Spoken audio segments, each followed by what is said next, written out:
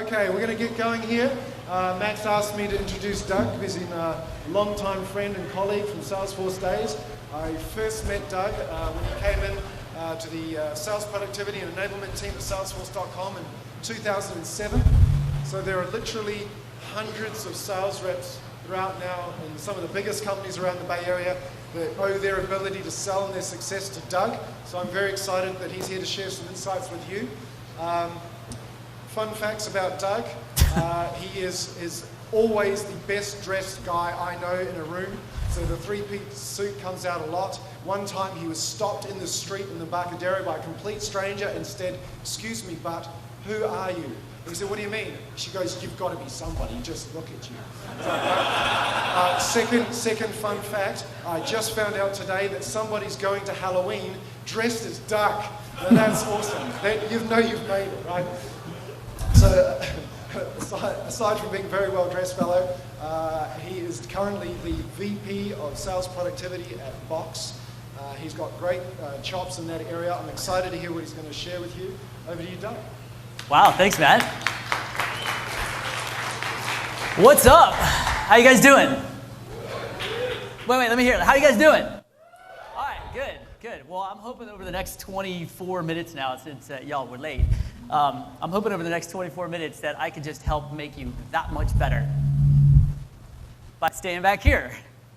Actually, no, the reality is I have three goals. One of them is by the end of our session, I want to make sure that you think, feel, or do something slightly different than you did before I got up here. The second thing is I want you to stop talking about Dropbox and instead talk more about Box, please. And number three, I want to keep all of you off your phones. That's my goal. Now, to get started, I want to tell you a story. When I was 5 years old, I was convinced that I was going to grow up to be an actor, show up on the big screens all over the world. That dream quickly faded when I realized that I was likely going to have to move to LA and maybe even become a Dodger fan. So I decided to focus my attention on sports, thinking, well, maybe Andre Agassi needs some competition, right? But unfortunately for me, I didn't really hit the growth spurt until way later in my life. So I go into high school, and I decided to focus my attention on politics. Why? Because I got really excited and interested in the kind of school politics, running for school office, school government, whatever it is. And as a matter of fact, at one point I even thought, well, maybe I want to be a congressman or a U.S. senator. And then I quickly realized, well, they don't get shit done, number one. And two, they're all old and wrinkly.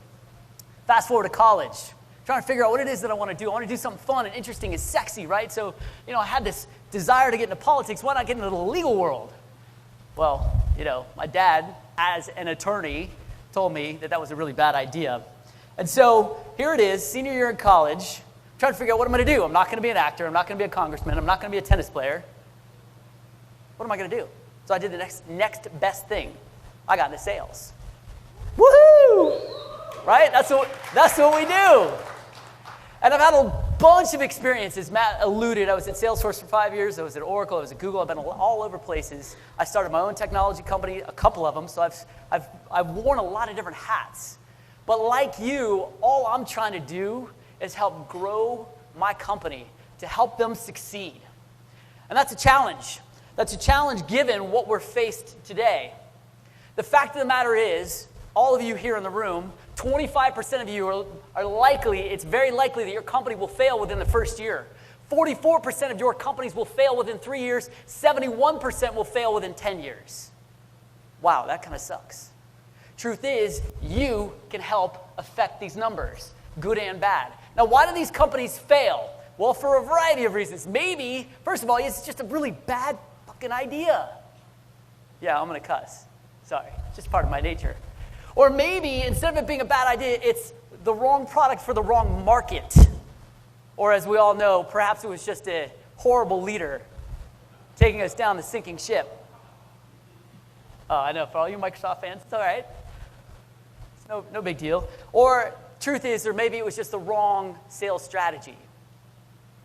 The fact of the matter is there are a lot of reasons why companies fail. But what I want you to recognize is the reason why we're all here and spending the day together is because we want to be like Viva. We want to join an organization or help our own organization be like Viva or like FireEye or Workday right? Or Marketo. That's why we're here. And the good news is, and what I want you to take away, is the simple fact is that you, in your role, regardless of what your role is, you have the opportunity to affect change in your organization. You have the opportunity to help your company turn into the likes of Viva or Marketo or Workday or Salesforce or Box. So how do you do that? What do you need to do? Well, the first thing that you have to do is you have to think differently. You have to think differently about your role within the organization and the impact that you can have. Just think about it. If you're a salesperson, CEO, CFO, COO, you're gathering so much data about your customers, about your market. All that intelligence is crucial in the success of your organization.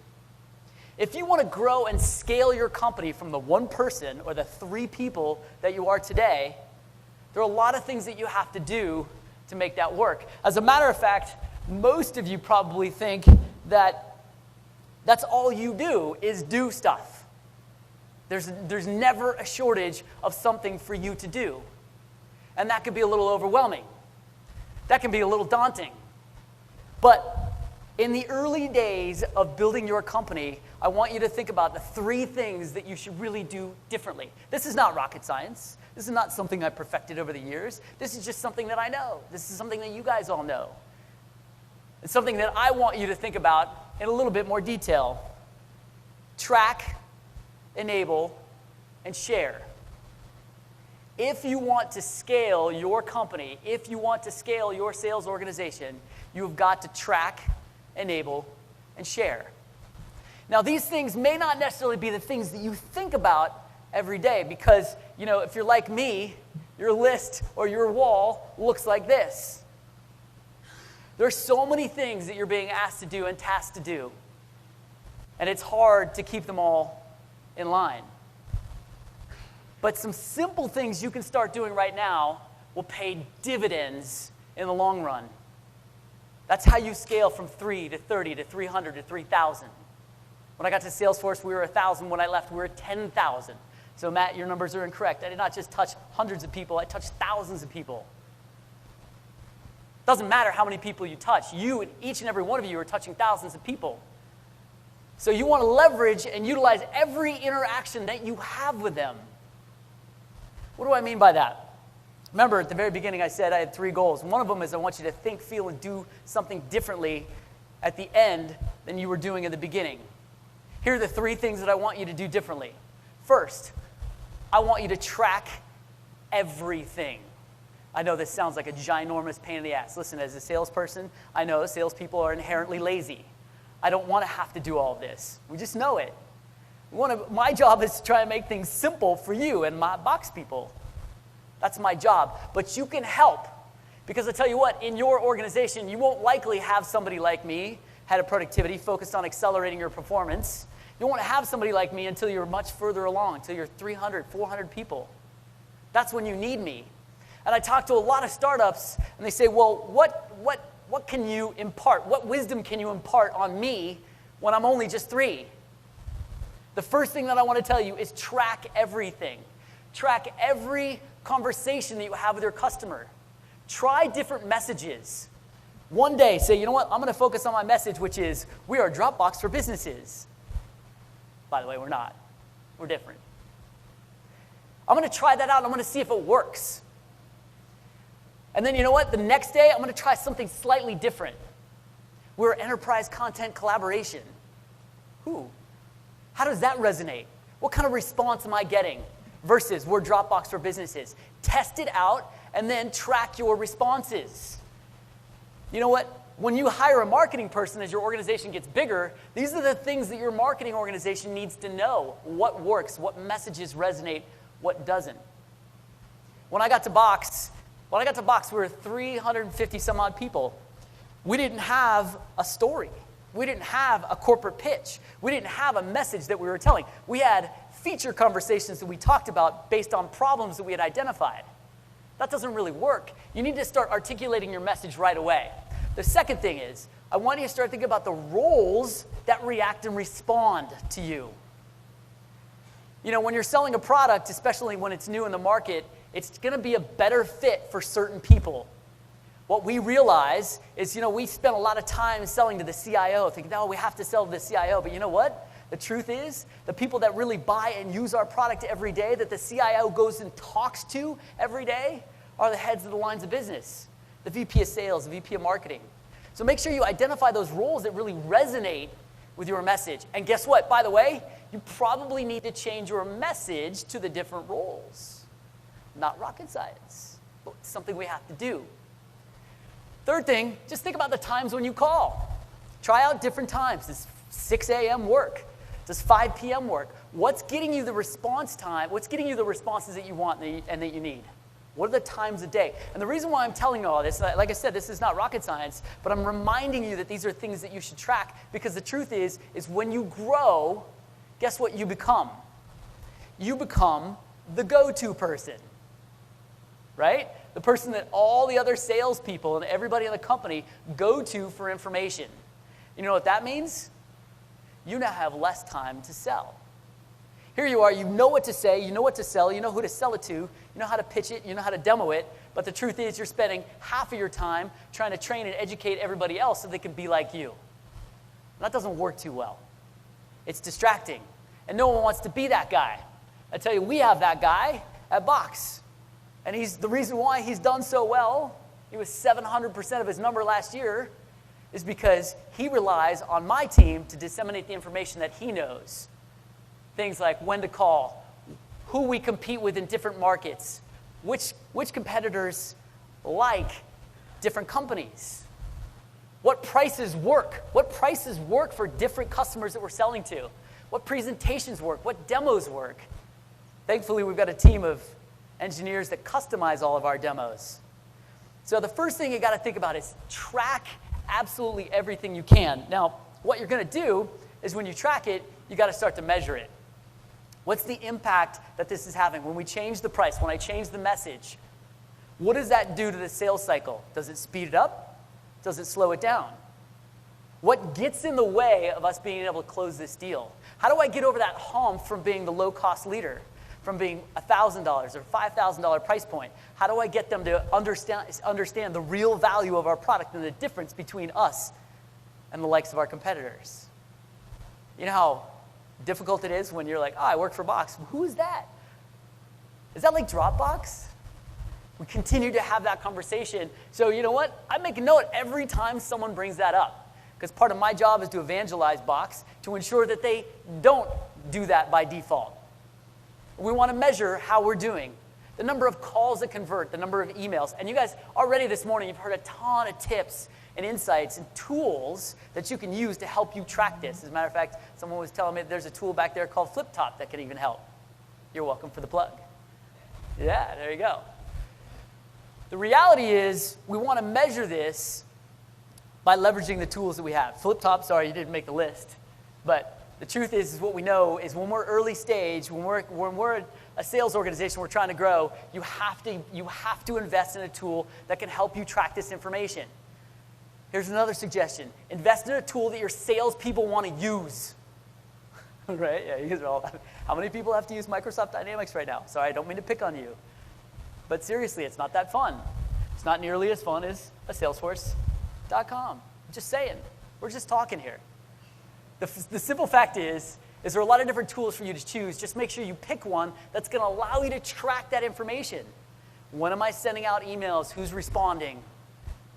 What presentations am I using for different roles and verticals? And what we do with that is then we use our dashboards to see how we're doing. And there are some ideas, right? Fundamentally, we want to know, listen, we all know this. Pipeline, 3 times the amount of pipeline will help you to get your number. You got to have 3x, if not 4x of your pipeline, period. That's just what you have to have. And as a manager and as yourself, as a rep, you want to be able to track how much new pipeline am I creating, how many net new logos is that, what's upsell, what's add-on. You want to look at all the details. Early on, you want to do the math. It's been brought up several times. You need to do that in order to understand what to tweak and what to fine-tune. And you want to do that so that you can continue to scale and grow your organization. That's step number 1. Step number 2, I want you always to be thinking about enabling others. It goes back to what I said before, but as you grow, the first thing you're going to start to think about is how do I onboard and scale our organization? And whether you're not thinking about that, whether you're thinking about that or not, someone in your organization is going to tap you if you've been successful to say, hey, go onboard our new folks. Has that happened to you before? We've got a bunch of new folks. Show them what to do. Show them the ropes. When you think about enabling others, you got to think about guiding them down a path. You got to think about what is it that they should be looking for? What targets, what triggers should they be paying attention to? Because all this information will help them to facilitate their QBRs, their quarterly reviews. And again, at the end of the day, you can leverage your CRM data. As a matter of fact, one thing that you probably don't think about is how to leverage your CRM data and your dashboards to enable your sales organization. It's interesting when you think about dashboards, so often we use them as manager tools, right? We use them to evaluate our performance. But did you know there's so much data, and we'll just take Salesforce as an example, that you can mine that will tell your reps where to go spend time. You've got a territory. You give me a territory or a series of territories, depending upon how early you are. How do I know who to call? What I typically do is I go spend my time and cycles in deals that are active, right? And then maybe I'll follow up on some marketing leads. But why not use the data inside Salesforce that will say, hey, listen, this is a customer who's been a great customer for a long time and we haven't talked to them in 6 months. Be proactive leveraging the data that you have. Who are the top partners that have closed the most revenue in my territory? Those are the ones that I want to go spend time with, not the 25 others that Heidi was referring to. I want to spend my time where I can have the most impact. And the good news is, thanks to my good friend Kevin Kramer here, there's actually a product out there called Deal Generators that will do just that. I will tell you, anybody here use Salesforce, you'll know it's a giant pain in the ass to go out and build reports and dashboards. As much as they like to be an easy, I've worked there for 5 years, I still hate it. And as a rep, I don't want to have to go spend my time creating new dashboards and reports. I want you, the company, to do it for me. Well, I'll tell you, the company, even at Box, it's not that easy. And companies like Deal Generators will help create these new dashboards for you that help you be more proactive in how you target and sell. Just something to think about. Item number 2. Is that good? Is it a good plug for you, Kevin? Okay, good. Cool. Item number 3. I want you to share what you learn. We track it. We think about how to leverage it to enable others. And number 3, we got to share it. Sharing will help give that insight and exchange information what really matters. You know, one of our challenges in sales is we're trying to filter through the massive noise, right? What should I spend my time on? Well, the more you can help me focus, the better off we're all going to be. And the better off we're all going to be as shareholders in the company, the better off or the more likely we're going to not end up in one of those top 3 numbers.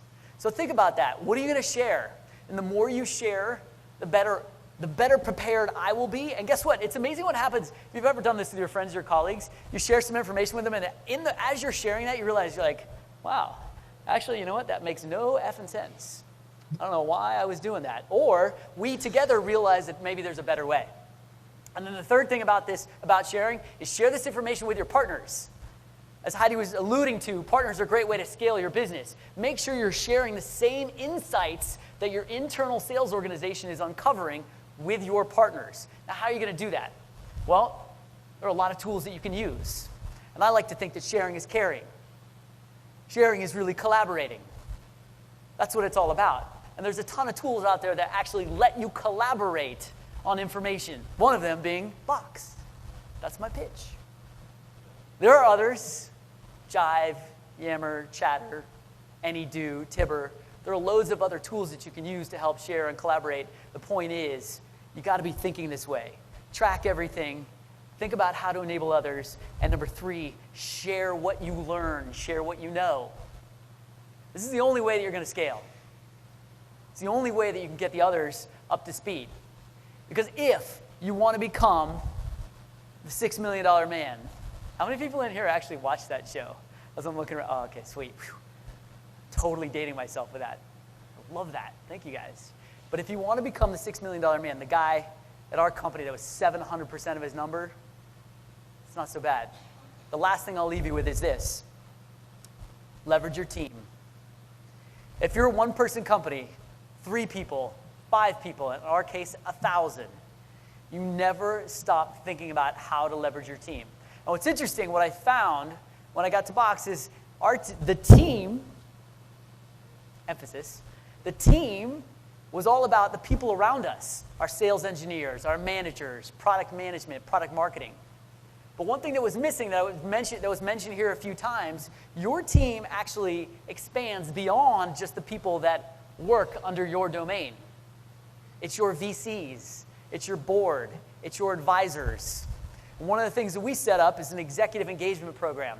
So anytime a rep is involved in a deal and they need a C-level introduction, they reach out to us and our team, and we reach out to our board, our VCs, and our advisors, and anybody else that we can come up with, all of our execs networks, to try and get an introduction.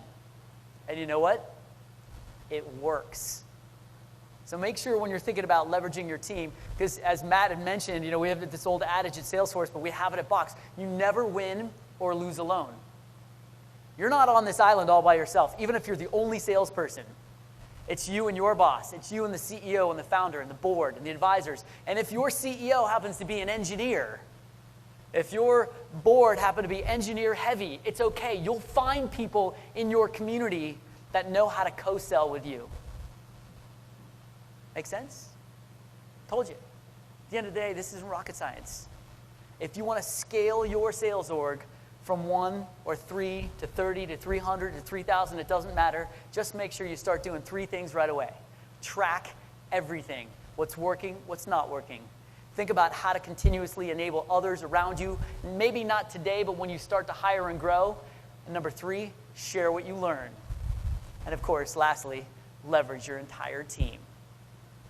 So I said in the beginning I want to do 3 things. 1, I want to hopefully help you all think, feel, or do something differently at the end than at the beginning. Secondly, you're going to stop talking about Dropbox, right? Okay, cool. And then third, what was my third goal? Oh yeah, sweet. No phones. And look at that. I see heads. Awesome. That's it. Questions?